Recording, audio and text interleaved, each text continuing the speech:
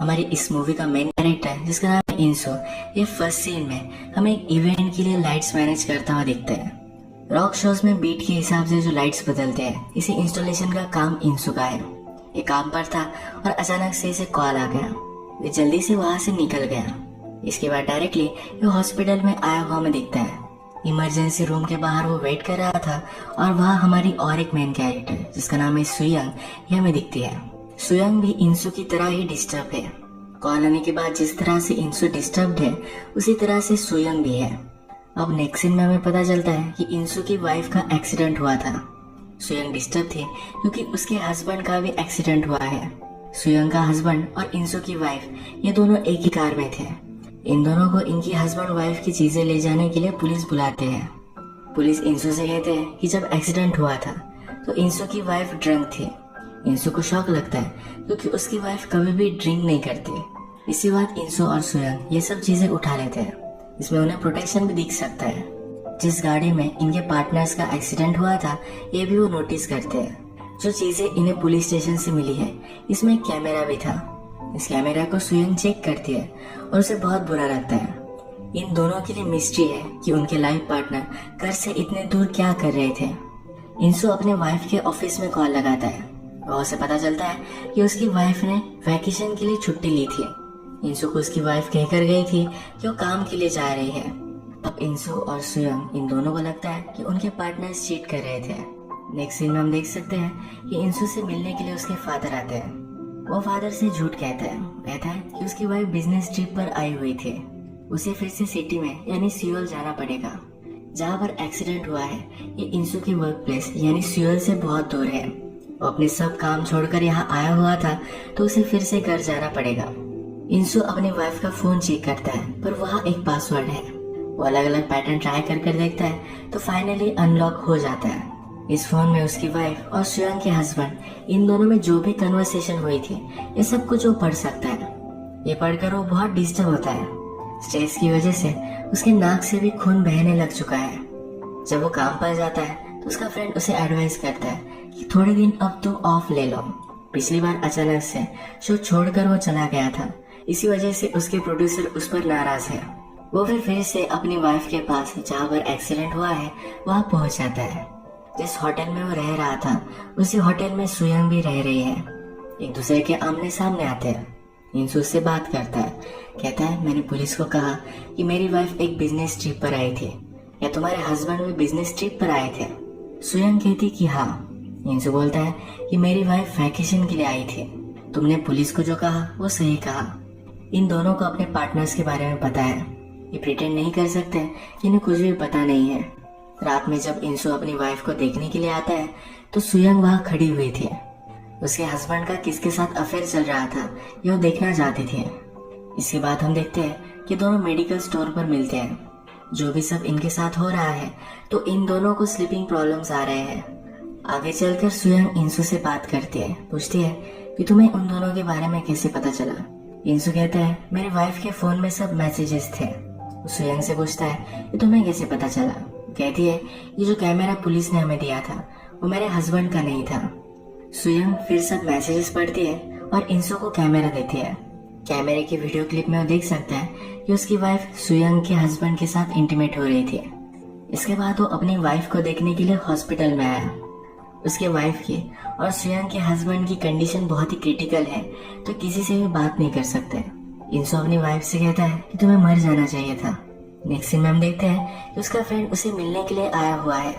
उसे सहारा देता है और कहता है कि वरी मत करो, तुम्हारी वाइफ ठीक हो जाएगी। जब सब बात इंसु अपने फ्रेंड से कहता है तो उसे बहुत ही शर्मिंदा महसूस होता है।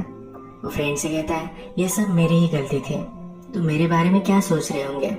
वो अब अपने फ्रेंड से भी बात नहीं करना चाहता, उसे भी जाने के लिए कहता है। वो बहुत ही ड्रंक हो चुका था और डायरेक्टली सुयंग के रूम तक आया। उसने उसे कहा मुझे तुमसे बात करनी है, पर वो कोई भी बात कर सके इसकी हालत में नहीं था। सुयंग अपने रूम से बाहर निकल गई और वो वहीं सो गया। अगले दिन इंसु ने जो भी किया, इस सब के लिए सुयंग से सॉरी कहता है। इसके बाद हम देखते हैं कि इनकी गवर्नमेंट ऑफिशियल से बात होती है। यहाँ हमें पता चलता है कि इनके पार्टनर्स का एक्सीडेंट किसी और गाड़ी से टकरा कर हुआ था। जो दूसरा आदमी था उसकी डेथ हो चुकी है। एक गवर्नमेंट ऑफिशियल उन्हें कहता है गाड़ी कौन चला रहा था ये अब तक पता नहीं चला है, सेटलमेंट कैसे होगी ये भी अनक्लियर है। ये इन दोनों से कहता है कि उस आदमी की फ्यूनरल पर तुम दोनों को जाना चाहिए। ये उस आदमी के गांव में पहुंचते हैं। वहां पर उसकी मदर इनका वेलकम करती है। उनसे पूछती है क्या तुम मेरे बेटे के फ्रेंड्स हो। ये सच सच उसे बता देते हैं। सुनकर वो रोने लगती है, कहती है यहाँ आने की तुम्हें कोई भी जरूरत नहीं थी, निकल जाओ यहाँ से।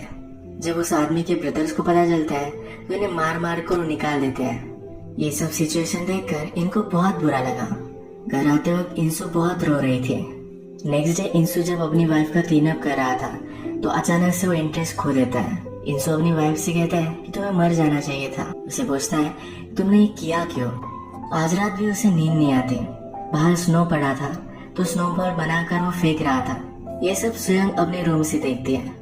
वो भी फिर उससे बात करने के लिए नीचे आती है। तो स्नोबॉल फेंक रहा था तो उसे पूछती है कि क्या तुम एथलीट थे। इंसु अपनी प्रोफेशन के बारे में उसे कहता है। वो कहती है ये तो बड़ा इंटरेस्टिंग काम है। इंसु को इतना अच्छा नहीं लगता। वो स्वयं से पूछता है कि तुम क्या करते हो। कहती है कि मैं हाउस वाइफ हूँ। इंसु कहता है कि वो भी बहुत ही हार्ड वर्क है। स्वयं को उसके हस्बैंड ने इस तरह से कभी भी एक्नॉलेज नहीं किया था तो ये सुनकर उसे अच्छा लगता है। ये दोनों फिर डिनर करने के लिए एक होटल में आते हैं। स्वयं इंसु से पूछती है तुम और तुम्हारी वाइफ तुम दोनों कैसे मिले थे। इंसु कहता है कि मेरी वाइफ फोटोग्राफर थी तो कॉलेज का फोटो लेने के लिए वहाँ आई हुई थी। वो जब अपनी वाइफ के कॉलेज का नाम बताता है तो स्वयं भी कहती है मेरा हस्बैंड भी उसी कॉलेज में था, शायद तब से वो एक दूसरे को जानते थे। इंसु पूछता है कि तुम और तुम्हारे हस्बैंड कैसे मिले थे। वो कहती है कि मेरा अरेंज मैरिज था, तुम्हारी वाइफ का करियर था इसलिए शायद मेरे हस्बैंड को पसंद आई होगी। वो इंसु से पूछती है जब तुम्हारी वाइफ को होश आएगा तो तुम क्या करोगे। इंसु मजाक में कहता है कि मैं उससे रिवेंज लूंगा। ये दोनों इस पर बहुत हंसते हैं। स्वयं भी मजाक मजाक में कहती है कि हम दोनों में अगर रिलेशनशिप हो गए तो दोनों बौखला जाएंगे। इसके बाद इनका डिनर खत्म होता है। अगले दिन लंच भी ये एक साथ करते हैं। इंसु फिर से अपने काम कंटिन्यू करने के लिए स्वयं के साथ सियोल पहुंचता है। एक रात ये बाहर वॉक के लिए आते हैं। इन्हें वॉक तो करना था पर स्वयं को बहुत ठंड लग रही थी। स्वयं कहती है क्यों ना हम भागते भागते कार तक जाए।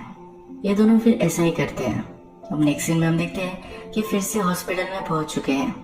एक छोटा सा प्लांट बाय कर स्वयं इंसु को देती है। कहती है इसका अच्छा सा ख्याल रखना। इंसु भी कहता है मैं सही से इसका ख्याल रखूंगा। इसके बाद हम देखते हैं कि एक दिन फिर से एक दूसरे से मिले।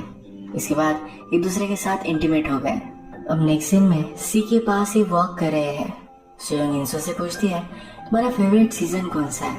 इंसु कहता है मुझे स्प्रिंग पसंद है। स्वयं को विंटर अच्छा लगता है। इंसु कहता है कि मुझे स्नो भी अच्छा लगता है। वो विश करता है स्प्रिंग में स्नो गिरना चाहिए। इसके बाद एक दूसरे के साथ ही सेल्फी लेते हैं। इंसु ने अभी जो कहा कि स्प्रिंग में स्नो गिरना चाहिए। इन दोनों के फेवरेट सीजन अलग अलग हैं पर ये चाहते हैं कि ये दोनों एक हो जाएं। इसी के लिए ये पॉसिबल नहीं है पर इस बात के बाद इन दोनों ने सेल्फी लिया। जो मोमेंट इनके पास है ये कैप्चर कर रखना चाहते हैं। एक दिन एक दूसरे के साथ ये थे तो इंसु के फादर इन लॉ वहाँ आ गए। स्वयं को उसने छिपा दिया और उनके साथ वो आगे चला गया।